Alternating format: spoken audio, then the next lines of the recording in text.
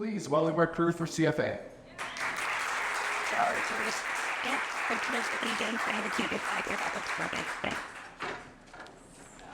Hi everyone. I don't know if I even need this, and I feel like I can probably project even as a DP. Thank you for coming, and I'm really excited to lead this discussion with my co-founder Hae from Cinematography for Actors. I'm Indiana Underhill. Come join us. Hello, welcome, welcome. Some familiar faces from people we have been interviewing these past few days for our podcast partnership with Hollyshorts. So as people squeeze in here, I'd like to announce who is going to be joining us on this panel, and these are all fantastic collaborators who have a wealth of knowledge to share. And so I would like to bring up in the order I will be introducing them once they sit, Breanna Wing, who is an actor and partner at CFA. Please come sit with us. I hear we're just also doing a cotillion of people coming out, the way I'm like announcing this. We also have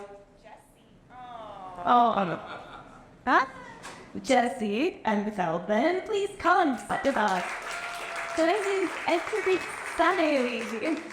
And then I've just gotten a motion from the next person I want to bring up, and that is because he's going to be doing some really cool demoing today, and that is the DP Nic Sadler, who's going to come take this spot I found there. So he's center of my own panel. This is going to be a cool situation for us. Yeah. Okay. And we also have Bryan Wolfinger. Look at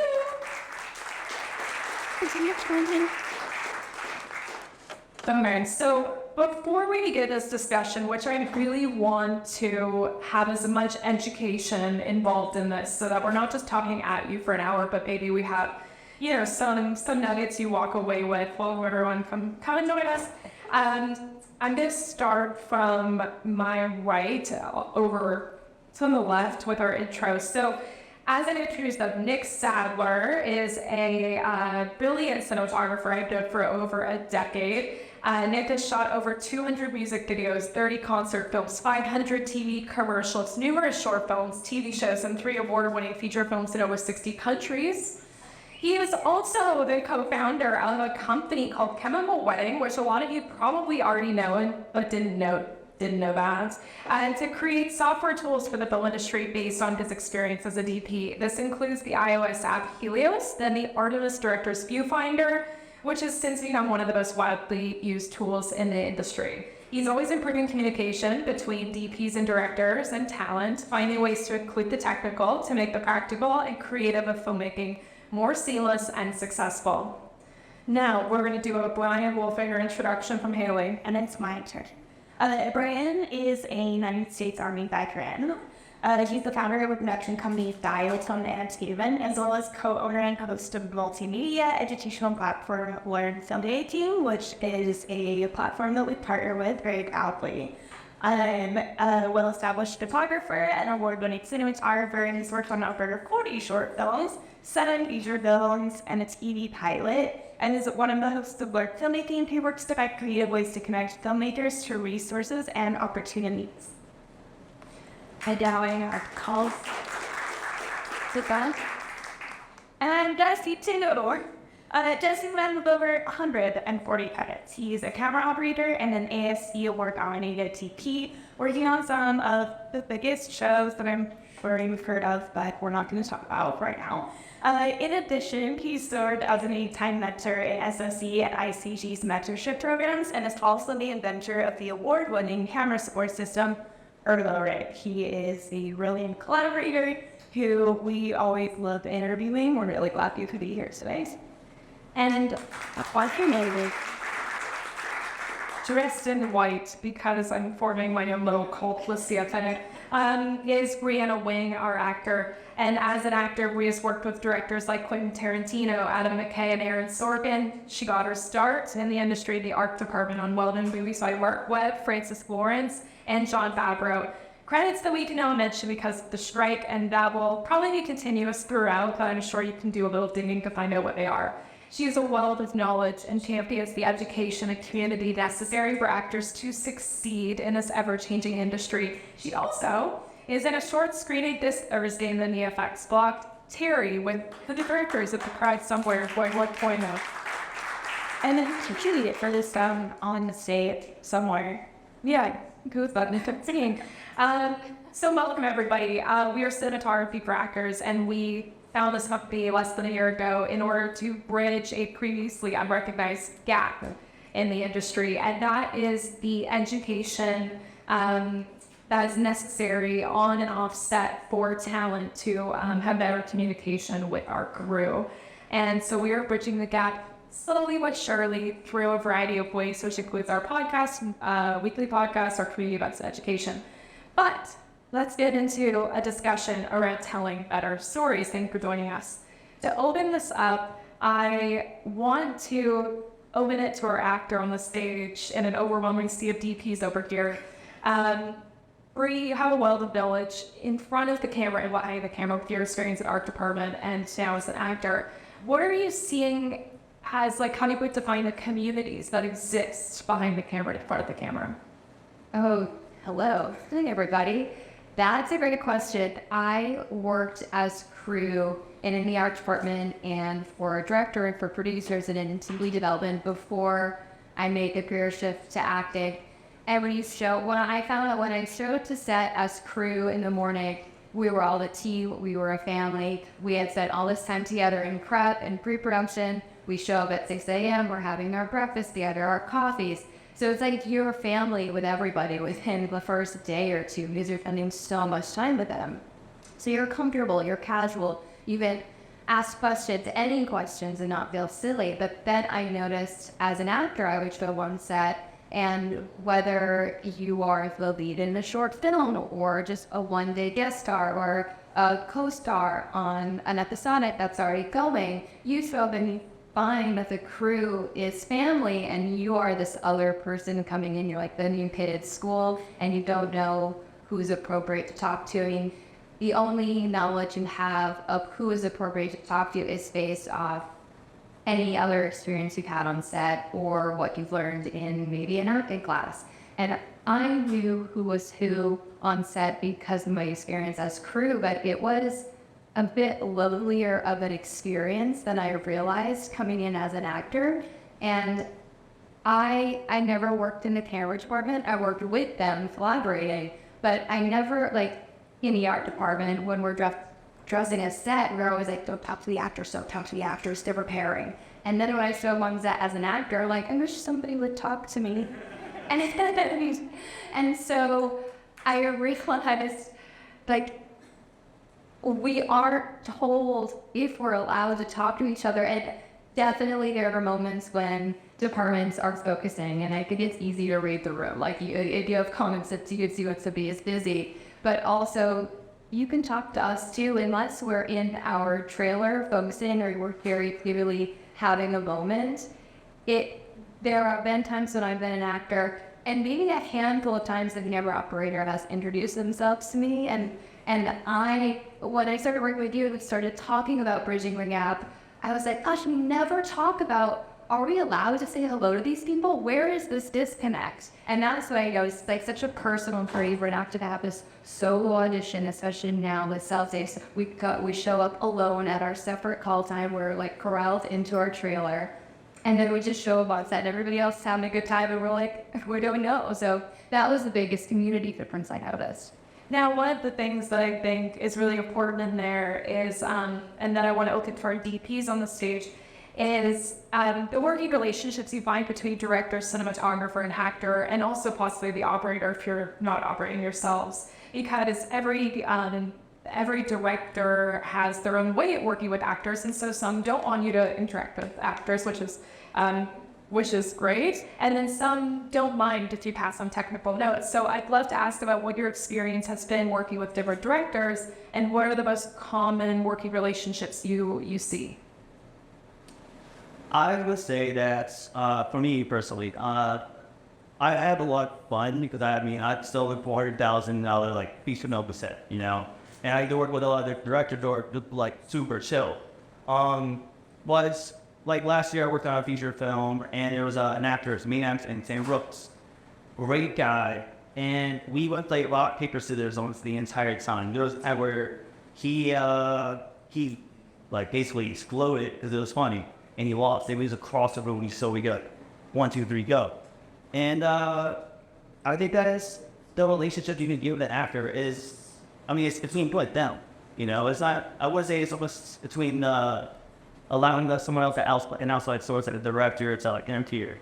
That's just what I am from. Right. And Jesse, on set, I know you've had, a well-acknowledged in the TV world as well as features. What are you finding, because you started as an ombrier before transitioning fully to DP, which you do now, what would you find are the most common ways directors are working with actors on the shows you've been on? I think as far as communicating with the outbringing that DP goes, it's different for everybody, but I have not heard of anybody who is like, no, you can't say a thing. There are times where you don't say things, and I think we all have said just read the room. But there's always a time to introduce yourself, and there's always a time to calmly go note and go note to the times when it's hopefully not going to get your way. And it's a cinematographer's job to do that. It's a DP's job to do that. And I think most directors understand that. And you just have to read through. I love it. Read the room. Nic, from a commercial standpoint, you have clients involved and things like that. How does that working relationship change? Is this off? No, we're intimate. People. So quick, off and on. Yep. I'll show it. There you go. Off and on. There you go. Here's a working map. Yeah. Technology. I've had a very mixed experience with this in my career. When I came out of film school, I left Australia, came to London, and started working with a DP called John Matheson, who I'm assistant for, he did Gladiator. So I was at the end of 7 years. So I kind of grew up in the industry in the UK with this rising star of DP. And as he got bigger and bigger jobs, I was exposed to more influential and interesting people. And I learned a few things pretty much straight away. One is that that you need to ask permission from the people you're working with as to what your permissions are. Like if I'm working with a director and I want to have a word with the actor, I'll ask the director first. Said you might. But there's a reason why Shelley Duvall's performance in The Shining is the way it is. But it's Kubrick tortured her to get that kind of performance out of her. And it's crazy. So if your director's in the process of working with an actor to get something, you can interfere with that process by jumping the gun, so just go and ask. And then you form a relationship with the actors or not. The worst situation, though, is when you're forced to have a relationship when you don't want one. That's worst, by far. I did a film a while back when the director had written the script and was reading the script without looking at the actors the morning. He was just making sure they got the words right. And he was a very nervous guy, and he was a nervous director, first-time director. And after a while, he was very much away from the set, and the actors started looking at me at the end of the performance. Who is that? Right, because they look at you got someone who's just emptied themselves emotionally, and I will give anything a price up to me. Because you need to look at the director. So I might attract the director up front to get that relationship going. And it's very difficult. So as a DP, you're in two camps. You're in this one camp of you want to be respectful, and on the other camp, you're dealing with an emotional being who wants feedback. So it can be tricky. So if you subvert what you think is the right process, because you get thrown into a situation like what I just described, it can be really problematic because people start to resenting very quickly. So it's a minefield, basically. Was that too rambling? Not done. I will make a reminder that because of the strike, to avoid saying titles of films and television shows, just to protect our writers and actors here. But wonderful answer. Thank you so much. Now I want to create a go between the theory approach and then the more practical approach so that we're learning both sides. And so from our actor standpoint, what is the ideal scenario on set for you for the amount of information you want from a director for a certain scene, setup, or just for the day when you're walking on a set? When I am first invited to set, usually by a PA or an AD, I would love to be introduced to who's who around me that I might need to interact with. Lots of times the operators will have their names, or they'll have my name on their, a camera. And I love a quick hello. It just breaks the ice. Even if we're about to dive into something emotional, it's so great to have that first interaction as opposed to just showing up and performing, because it feels cold. And I'm sure different performances, perhaps if there was a scenario I could benefit with a performance by not knowing, but that's a rare occasion. Usually I feel safer when I can at least say, hello, I'm Bree, hello, I'm Bree, hello, I'm Bree. We're doing this all together as a team. That way, when we start switching setups or we're switching lenses, somebody, if the director's busy, will see me kind of looking around, trying to get a sense, or I'm trying to overhear what we're doing. And somebody can tell me what we're switching to so I can be prepared. I'll go back into my zone, but then I can physically prepare. Okay, we're going for a wide now, we're going for a close-up. We only have a couple more shots left. I like to know how many takes we're trying to go for, or shots. That way I know how to preserve whatever I have going on. Now for our DPs, maybe starting from Jesse again, camera movement. What are the legitimate things that an operator or a DP or a director, depending on the relationship that exists between the actor and that collaborator, what are the things that need to be communicated at a bare minimum for a shot that's being set up? That's an anything list probably. If you want to tell, I mean, there's all kinds of things. Like if you're coaching in on an actor, then hopefully they know that timing as well, because sometimes that's tied to a performance element or tied to a buttoning up the scene or whatever it is. And they can know, okay, I'm gonna hit a break here on you. So if you can, to deliver your last line right on I land, or right after I land, or right before I land, or whatever it is, to get it all working together. And to also echo what you said there about being introduced to everybody, that's huge. And like, if somebody doesn't take you to be introduced, sometimes day players will just come up and introduce themselves. And it is a huge thing to us, or me personally at least, as an operator or a DP, to know somebody, meet them, and know that they want to meet me, and know that it's a collaboration, because it changes everything. It really does. And it makes me more likely to give you a note that's going to make the shot better. I mean, hopefully I'm going to give you that number regardless, because that's, but if you could have been a little bit lower at that point, or if you could have been a little delayed, or if you're a little off frame or whatever it is, I'm more likely to say that to you if I have a relationship with you and if there's some that. I love that too, because it's like giving the actor permission to go and say hello, whereas we're always trained, like, it's just, all of so many acting classes in town are audition prep, scene study, improv classes, but I don't know of any of them that are like, this is what's going to happen when you show up on set. These are unless you've gone to film school or you started working on sets, if you're a new actor showing up to set the first time, you have no idea who anybody is, and you don't know if you're allowed to go up and introduce yourself. So to that point, yes, you are allowed to. It's well-lumped, and it will get a better performance. Introduce yourselves to your DP and your operator. Yeah. There's lots of other people on set you should know understand you, but those two people will really, really, really. What do you want to try? Eat that. And I mean, I guess I shouldn't limit it to that, because you should be meeting your gaffer, you should be meeting your key director, you should be meeting everybody. Like, it's you. If you meet people, they're going to give more to you, which will improve everything overall. Yeah. Well, I don't something as well. A little bit. Please. Actually.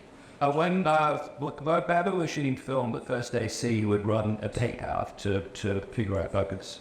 So the first AC would be up in the face of the actor a lot. So the first AC was the person who knew the actors pretty much more better than anyone else in the camera department, because they were standing right next to each other. You basically holding a tape in front of someone's face like this to find out where they are in its face, but you need to change focus for that moment. And when I was at first AC, I found that you had a moment that no one else had, because you were right up in their face, and you were basically mean you were called and was much better. But it was also a kind of a way of the operator and the DP having a litmus test at how that person wanted to react to you. Sometimes they're quite aloof, sometimes they want to communicate, but that kind of process has gone away a bit, because now it was kind of behind the monitor, so that little moment is kind of gone, sadly. So there's one more thing of that. So the film that I shot last year, the actor, we were in between and takes, like we were just on finish out this one. During the jump cut, and the actor was still in it. We had to do a change because we built an entire tent to do water, the whole light. We were doing a 4-man process during the day. It was pretty cool, but the actor was still in it, and I let it keep going. And then that was the moment he dropped a tear. And that he was exposed to environment. He was really into in the studios, and because I had a relationship with him, I just let it go. I let my guys do the thing, gap, move this up, and eventually I could cut. And he asked me later on, did I get that? I was like, yeah, I got it. And that actually did to the end was perfect because he and I had a relationship where it's like outside of rock, paper, scissors. It's I know what you're wanting to get from this. So we had that communication. Was when you have that relationship, it's just on the keep going to get better. You were saying to yourself, you can give those notes harder. You don't even need to give notes because you have that bond. You know what is wanting to be communicated anyways. So for an actor, even if the crew call was 6 a.m., but your call isn't 1:30 until 1:30 in the afternoon, you're still part of the team. You're coming in, you're family, you're collaborating. You're not like, I'm just here for one scene and then I'm gone again and they're sticking around. It's like psychologically, it's a weird episode. Yeah, so we mentioned that magnetic polarities felt on both sides, and cinematography for actors was built out of Inde and I sort of simultaneously. She came back from shooting something and we realized, oh, there's this huge gap. And she asked me about something. I said, no, we don't have context for this. And it's like, you don't even know what we don't know. In the interest of being able to collaborate better, speaking a common language for the DPs, I know that actors would love to know some of the technical things that they can learn and internalize and sort of have ready for you to be able to take notes. Are there any technical things you wanted from actors that they've been confused about or just kind of not able to take? There is something that happens when you work with an actor's very seasoned. They might not be that old, but they've got 20 films. Then they know already. But they've accumulated this knowledge. So they'll come in, it's the first time you work with them, they'll have a focal length you're on. They want to know, they look at the light, and they're sitting looking at the light, so where the position of the lights is. They know what's good and what's bad. Particularly with older women and the Hollywood style, they will tell you what that key needs to drop 5 feet. And you don't argue, because this woman's been looking at lighting her whole life. She knows probably more about it than you do. So you drop the key, and he owes you. Great. So there's a level of respect you get for actors who've been around for a long time. And the interesting thing about cinematography for actors is it shortcuts that process. Because after a while, you get to learn it anyway. If you're really good at your craft, you care about people around you, you learn that process anyway. And what we've been doing as a company is try to present tools that help the education of it. So the actors will have more of engagement with the operator if they know when they're going to come in frame, where they're going to exit, how dominant they are in the frame, depending on the focal length, the lens. And they're working to the image with the director. And that's a very powerful thing to see when you see an actor who's very, very good at it. So it's about shortcutting that process. And if they're older and they're experienced, they know it already freely. Now, oh, sorry, go ahead, Jesse. Well, I was just going to... That reminded me of a handful of stories that may have got slightly differently than yours did. But I think it's interesting when an actor gives input in terms of the technical side of things. Like if an actor does ask about lighting. And I think as a cinematographer, I have to think, okay, what's behind that? And Nic is right, like often we do have to oblige. And often obliging does end up in something nicer. I think it's interesting to notice as actors remain actors. So all makers, directors, composers, editors, actors, producers, I'm sure. Okay, well, I guess the point I was just going to make is that a decision of a key to be 5 feet up or 5 feet down, it might not be that big of a deal, and an actor may want that to be more flattering or look better or something. I think it's important to remember that as a cinematographer, my job is to like somebody for the story or for the character, and it's not necessary to like you to look how you think you should look all the time.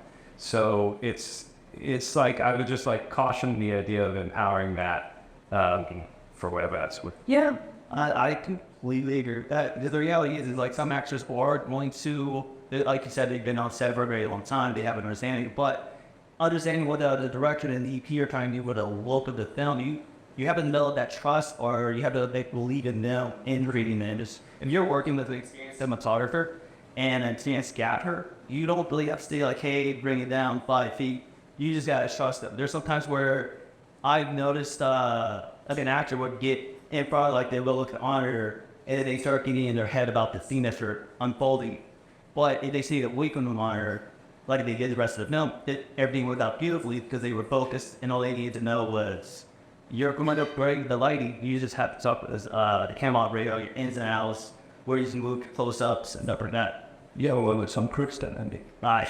But there's that operator I know, what Tom does all the time. He's always on his own. And Tom is very controlling, knows how to represent himself. He's a brand. He knows what the legs are. He's involved in legs ethic.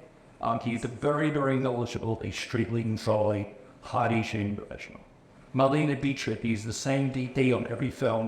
It didn't matter what the director said, she's the same DP. She was also always shot in alpha lenses, mainly the 35mm wide of the business stuff, very high level circle aberration, and she knew about it. She knew the Hollywood look was created by actors who were creating a look to increase their brand and to work with certain directors and in a particular way. So if you research the story, which you should be first, there are limitations to what you can do when you work with people who've got another agenda. And you have to balance between the two. I mean, I'm not that cynical to say that you've got to do everything the actors say. Because sometimes you just have to go after the actor and say, I'm dreadfully sorry, I'm going to make you look like crap. But the scene is really demanding of it, so you're going to get a deep top light over your face. Very sorry. Because no one's saying.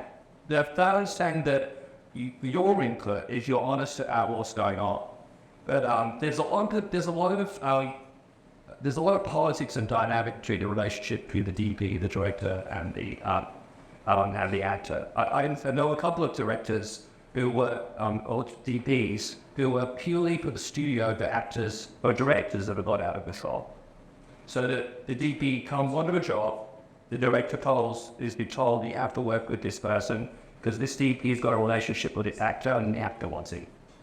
So that kind of dynamic works as well. And you still have to be respectful and communicate with the director. So the end point of all of this is you just got to go and talk to people. You got to go and talk to your director and say, what do you want me to do? Can I talk to that actor? Do you want me to have that relationship or not? And then if you're talking to the actor, engage them and says, I don't want to be there. Sometimes they won't want to communicate with you. And for good reason, they want to be out of the project, but because they're inside their head about it, and you don't interfere with that. But it's very fluid. One of the things I was going to sum up from this is like what I love is that you guys have maybe not different opinions, but just like different anecdotes about the experiences you've had, is that it really does come down to communication on set or offset prep and making sure that you understand what the working dynamic is or how people want to work on set and their experience level and what their level of involvement is, because we're seeing now that also actors are executive producers and writers are creating their content. So there's more of an understanding of story than there ever has been before, which is also fantastic. One of the tools I wanted to kind of show off briefly that at the end they'll be around to do a demo of is the Artemis Viewfinder. And that is because one of the things we do at CFA is teach actors about the technicals that you can be more confident when you walk on a set. And so I know a lot of directors who I've worked with sometimes worry about we might not be able to show some of this because it promotes specific films just from a strike perspective. Huh? No. Baba. I know. Oh, but you're very good at it. I'll show the video. You can great. Yes. I'll show the video because I just know there's no type of us. Great. We love that. To finish it off, one of the things I was saying was I just think it's so important that actors can come on to set feeling confident and that directors don't think that the technical is going to bog down the emotional performance that an actor has. And so that conversation is a huge part of that. But Nick, take us away. Okay, so one of the things that I wanted to do when I was a cinematographer, primarily as a sheep, and that was mostly using, was to put up tools that enable the communication between the DP, the director, and the actors to be a little bit more focused with modern technology. So I'm going to read you 3 clips. These are from Marvelous Sisters Main Dale using a tool that I invented. So this is Jim. I don't think we're going to be able to show it because of the screen, unfortunately. But if you'd like to talk about it without giving names, I can't say name for show videos. You know, That's such fun. so another very funny rating. yes. Okay. But I welcome the candidate. Don't know Everything else. Yes. Let me fuck something else in. Talk on yourself. All right. Great. Actually, I would like to pile on again about the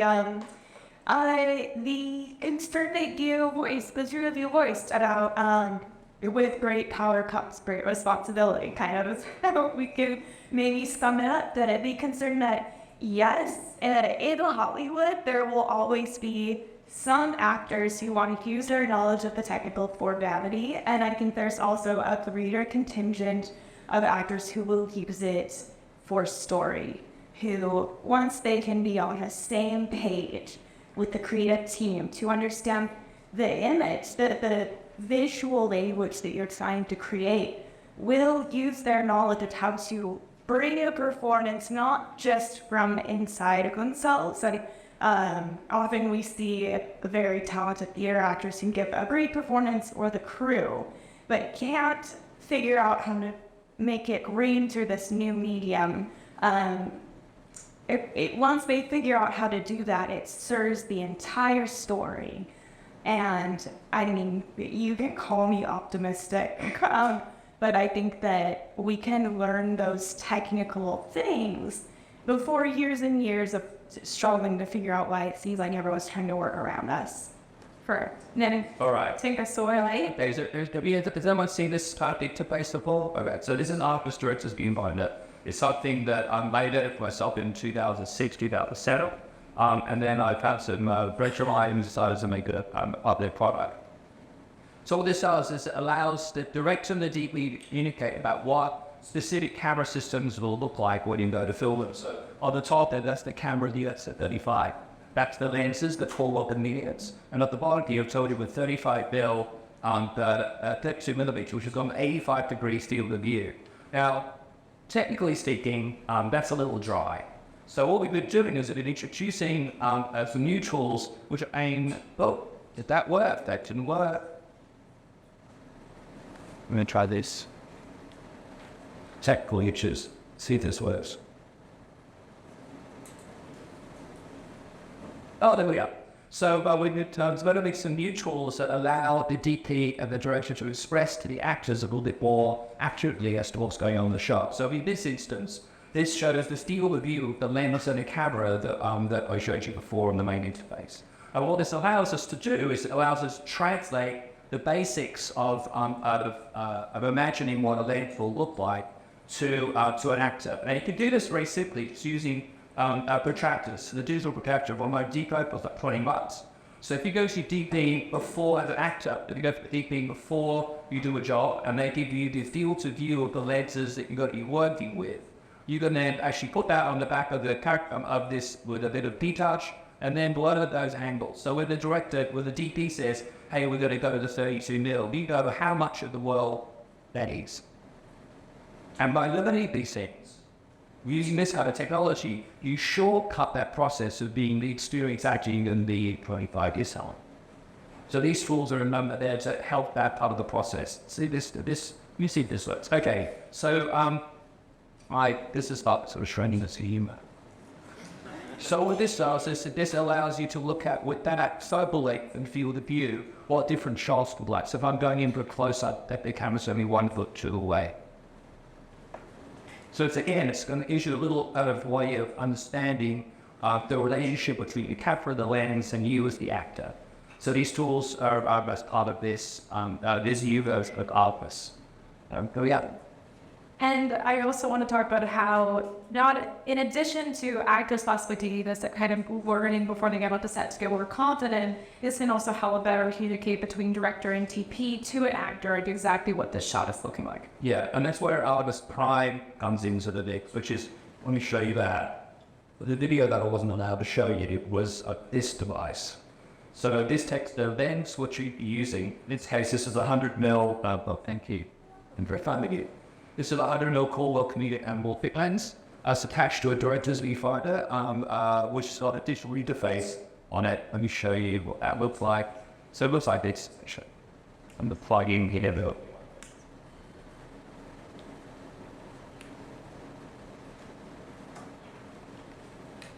Thanks, Nick, for bringing this and coming early and sending it out. My pleasure. We know each other for such a long time now. 10 years then. So well, yeah, It's nice. all right. So this is a more accurate way of showing what the lens is going to go back to be. Now the interesting thing about this is that this hard technology has a bit of an effect on how the relationships work on set between individuals. Particularly using a stand-in on a show I can't mention. The stand-in would be doing their part of their job, which is the basic part of the blocking. The actor will come in, watch the operator frame up with the stand-in over their shoulder and know what's going on, speed that process. So as the technology changes, so does the workflow amongst everyone on set. And that's starting to kind of move in a new direction. When Artemis came out in 2007, it was there wasn't that many people using it. There were mainly younger people, and as over time, it started to shift how people work and how people communicated to the point now where quite a lot of our users are actually actors who want to either aspire to be directors or want to understand more about camera craft, essentially. Fantastic. Now, Bree, hi. Hi. I'd love to ask you what you wish crew knew about acting in front of the camera. That we crave information. So many actors I've talked to, we've never been taught about what you guys do unless we've been on set and had experience. But there are so many actors that have only booked a few, maybe co-stars or guest stars, and I have not spoken to a single actor that would not love to hear from you if you have time about what you're doing, what your setup is, what our framing is. You guys always tell us what your framing is, but getting specific and not shying away from where our eye line is best, what our framing is, how fast we should move if we're switching the lens, just to reiterate, because we might hear a lot of changes happening, but if we need to slow down a movement, we want all the communication. We love sharing it with you. Great. Oh, good.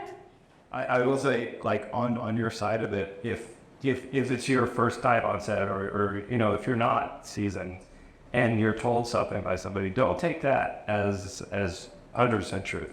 Ask the next person and get their opinion, because they might have talked about this before. There are certain things that we have to release because one person told us, and I encourage you all to sort of do some fact-finding and ask the next operator, ask the next DD, and get their opinion, because a lot of it is subjective.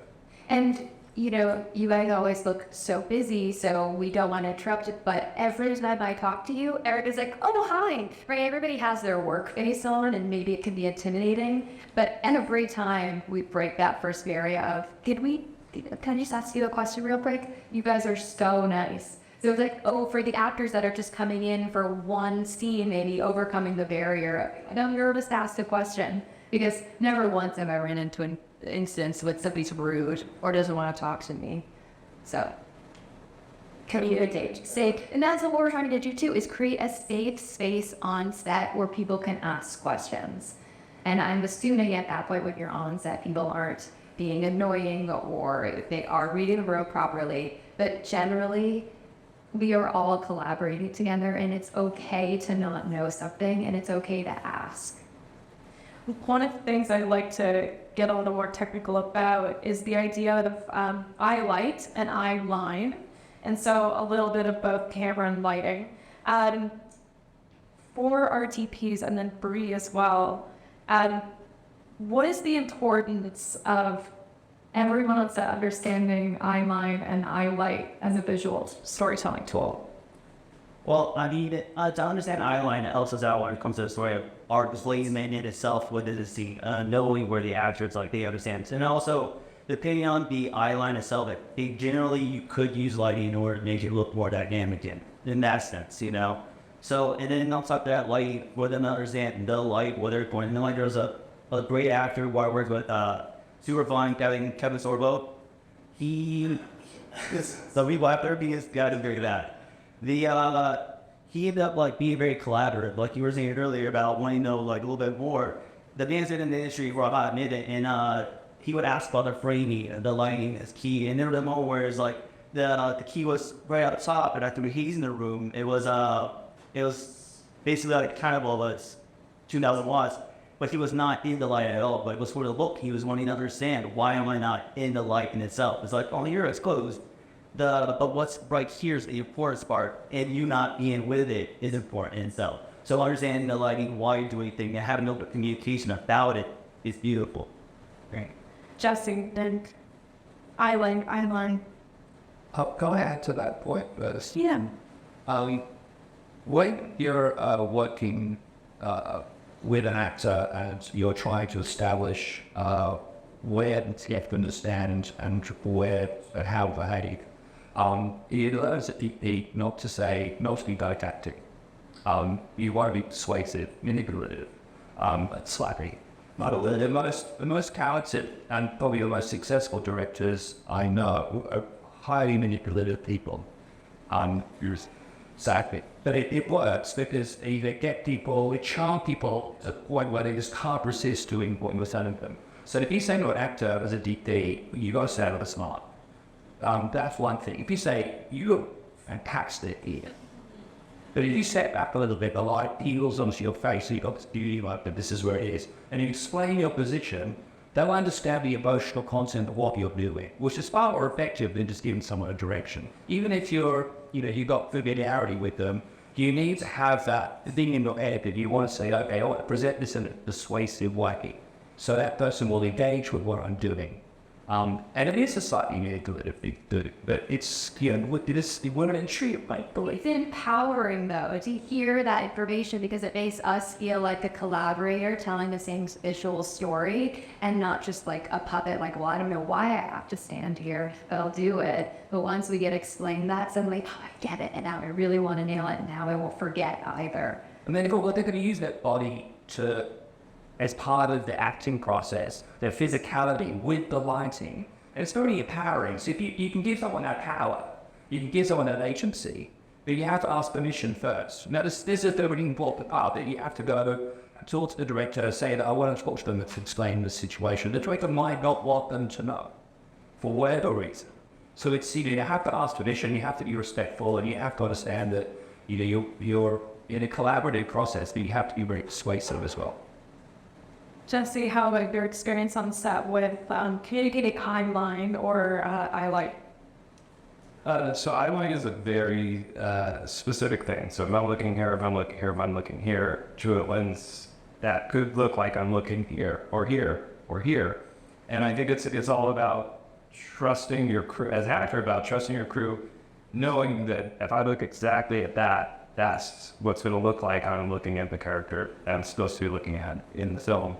And it might be a little tape on the napbox. It might be a flag 20 feet away with X on it. It might be a human that's not the other person in the scene. That's, it might be the first take seat, because they're in the right spot. And I think it's just about communication. It's just about willingness to do what you need to do to get the shot. And also communication where if a piece of tape on a flag is not doing it for you, then you just let us know, like, hey, could I put this second team over there or whatever it is to get the shot. But just, it's amazing instinctually how looking here and looking here are completely different worlds, depending on what the lens is and depending on what the camera is.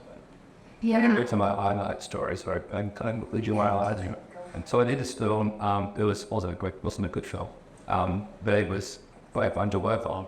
The main actor in the film had fallen in love with, in real life, with the one person on set. script-wise, you shouldn't be in love with.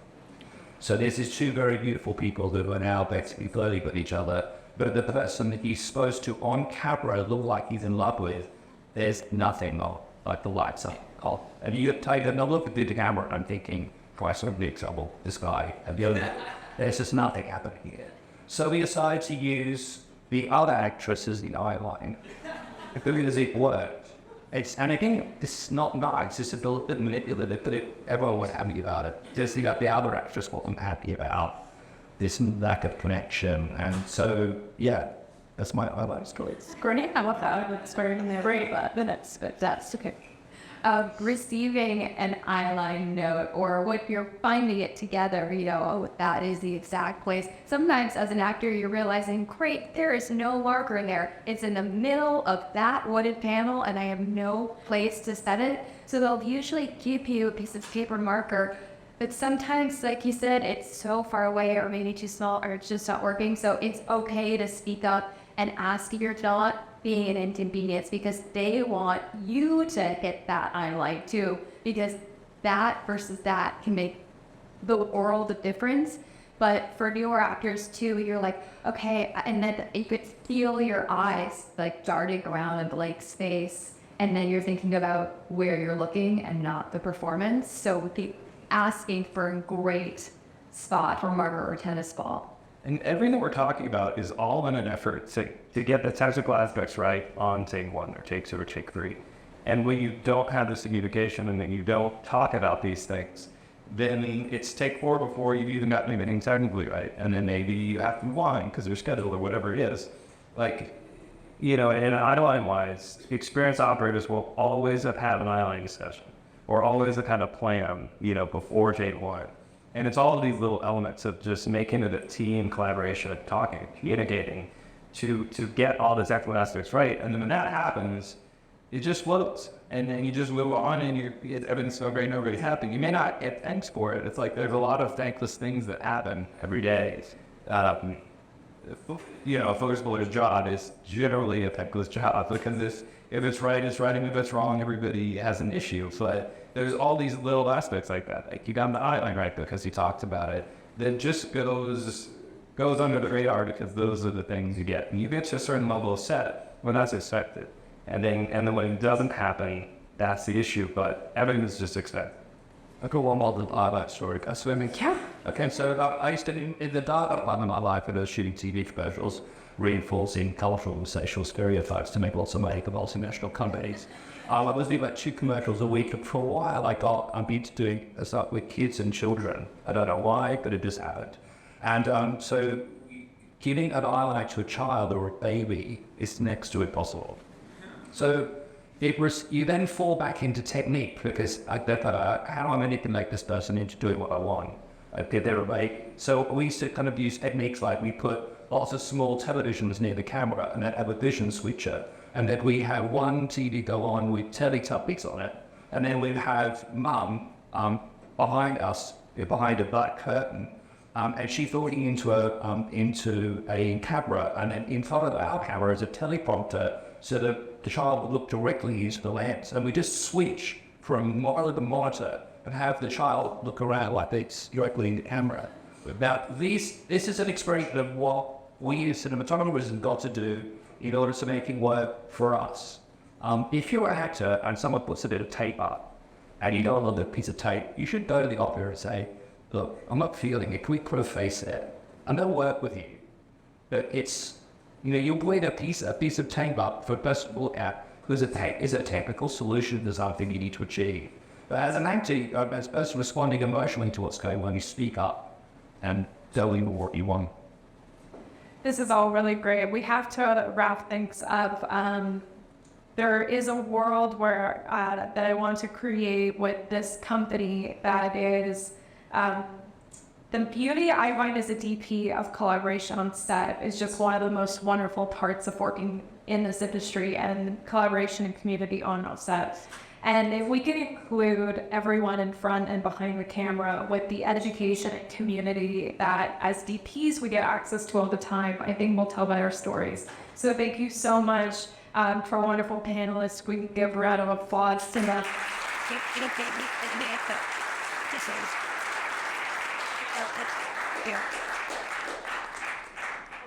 Yeah. Does anyone have any questions before we do? We do have questions. Great. I will say, stick around after the questions. They will be brief. We're taking only a few because we're going to do what some of you may hate, but I'm going to make you love it. A speed dating, but speed connect, speed networking, which are 5-minute one-on-one sessions with people in the room, including our panelists. So I'm going to go into the floor and talk to people. Nic separately will be doing Artemis demos if anyone wants to learn more about kind of like how they can get involved with the app and kind of what their takeaways are. But before we do that, we're only going to do about 30 minutes left. But before we do that, questions. I had someone raise their hand. Hi, how are you? Hello, it's Chloe. My name is Alba, and I'm the actor, the writer, and I recently started working on a show, and I'm very familiar with the sellotape. I can see the camera, I can go on my iPhone, I know where my highlight is. But now I'm thrust into a set experience where there's this huge lens and it's being moved, and I don't know what is being captured. And see the audience, I can see it, right? I have stats, but I don't know. I'm senseless behind the camera. So what I've gathered from you is the questions to ask, and tell me if this is right. What is my frame? What is the focal length? Where is my outline so that the story, so that you can see my face and its story is being communicated? Yes? Yes. And then to that point, what is focal length? And what is the distinction between that and frame?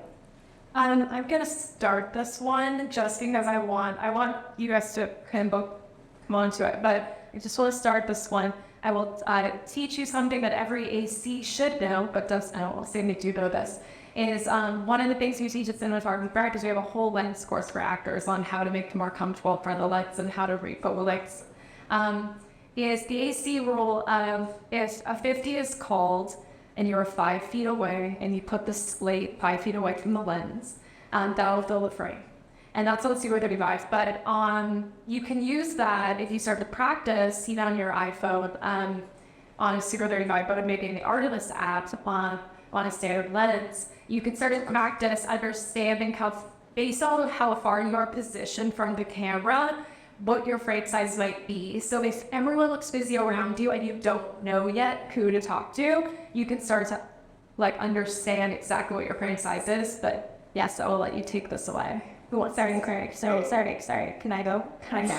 I'll try to start. But all that, right? I'm just so excited. I don't know if you saw me call my business. I'm so excited that you asked this question because focal length is the first thing that I was like, what is that? I don't know what that is, and jumped into it. And I'm so excited teaching the lens course of Inde because I got to ask all of these questions. But to truncate it really simply for an actor, a focal length is each lens that you will see on a camera, for the most part, it is a prime lens, which means it is just one focal length. A zoom lens goes back and forth, it changes, but a prime lens is one focal length.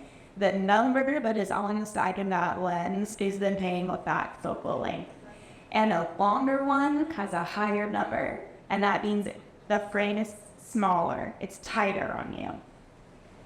Go ahead. Focal length. She's the measurement of the exit pupil of the lens filter. That's his technical definition. You never have to hear that again in your life. Yeah. All you want it to do is two things. Download Cheap Take if you're doing a job where Cheap Take is available. Because then you'll be able to see the reversals and you'll get a good idea of what you're doing. And then go to the operator and say, Bits, what lens are we on? And show them with your hands. Because if they say, we're like this is a very long focal length lens. If they say, this is a very wide lens. And by indicating with your body something that you can learn very, very easily. And you don't need to know what the focal lengths are. You need to know how much of the world you see in rough degree, so you can feel it with your body. And that's pretty much, you can do that, then you're good. And something that's very exciting about that is that if you practice, it becomes muscle memory. And you can ask, what is this? They want me to stop it. You say, what is, what's it frame, what's it focal length? And you'll know exactly where to go based on what type of shot it is. It takes time, but I've seen it happen on set, and it's always very cool, super impressive, and it makes the day go a lot quicker. Right. So focal length is great and everything, but understanding your shot size is more important in my opinion. Like it's good to know a lot of these aspects to include even aperture, like it's wide open, how far it's moving forward, back, but that's something communicated to you. Aperture for you just understand depth of field. You only get this much of focus. Yes. But for example, I shoot a film where the COI didn't come until the day of shooting, and we ended up getting stuck with one lens because welcome to independent filmmaking, you know. So we shot the entire thing on a 35 on a large on basically a Venice. It was great. It turned out great, and it was really fun because we had our boundaries and we had to stay within this. But we still had to communicate the shot size itself, you know. And that shot size, we're still doing close-ups. We're still doing wides. We're still doing 2 shots, 3 shots, stuff like that. But it was more or less the actors were be able to just understand what it is in my front and how much of like can I go forward back. And usually with photo, like when you're on a longer lens, it compresses it a little bit more. You can only go forward back, you know, how close you are to the lens, only so much. Unless we start learning more about apertures, once it's at like 5, 6, you can do a little bit more movement in that sense.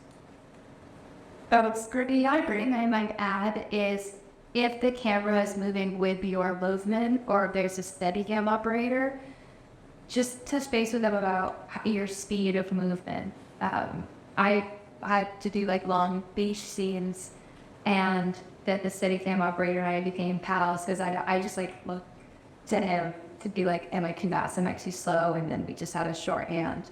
And then you kind of like feel where they're behind you. You can feel the distance. But that's the other thing I get. In order to maintain frame size. Yeah. Yeah. Any other questions? Yes. Hello. Hi, I'm Nic Sadler, and just want to say thank you to Bree because, yeah, as an actor, it's extremely lonely now, and it's funny, like, we are introverts, we want to socialize, but you really are, like, you're not a part of the family, you're not, like, the director or producer team, you're not really in the crew, so, thank you for articulating. Anyone with Bree, if we love Bree. So I could say that for us, That question.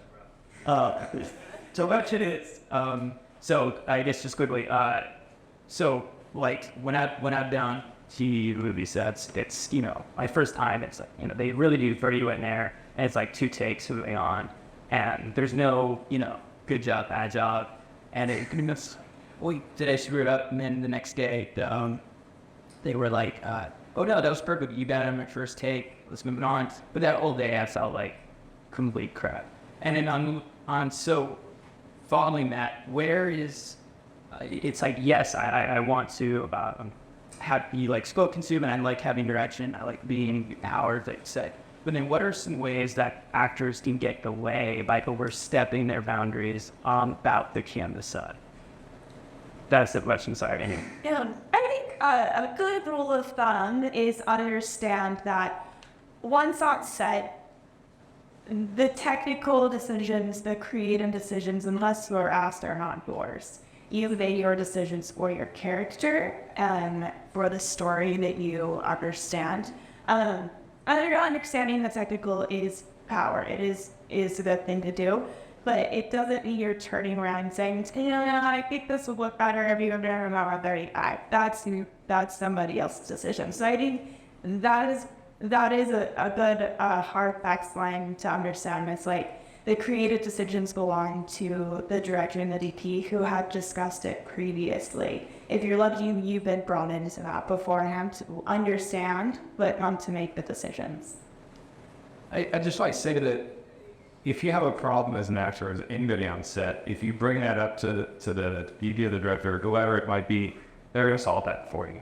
And what we're doing as filmmakers is solving problems, you know, day in and day out. So there's always a solution to a problem. So if your problem is you're getting thrown off because, you know, you're seeing something in the background or whatever your problem is, just voice your problem, voice your concern. Don't worry about trying to fix it through a technical thing. Let them solve that problem for you, because that is our job, to take whatever we're given and find technical and creative ways to solve that problem.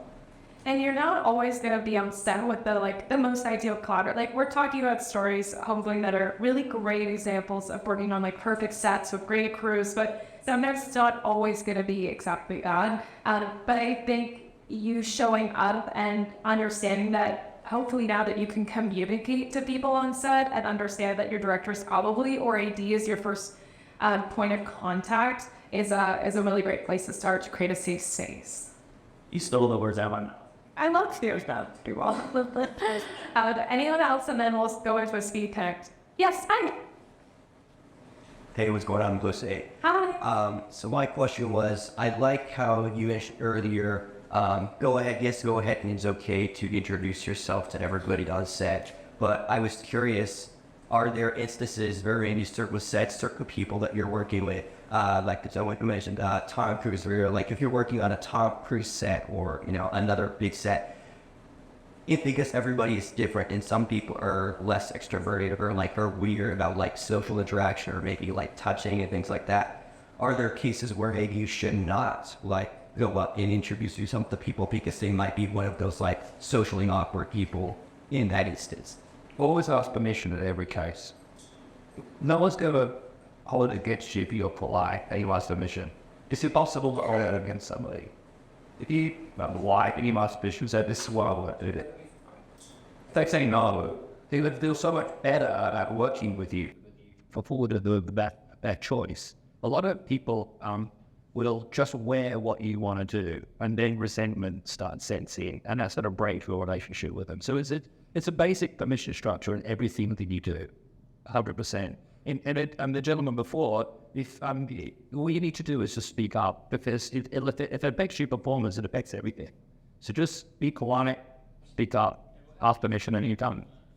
But if it's you speak up too much, I guess I'm just trying to ask where like person for memories, and if you guys touched on that, but do you have any other as an actor, not to like yourself crew guys? Because especially I find the more I learn about cinematography, like probably the more I'm annoying.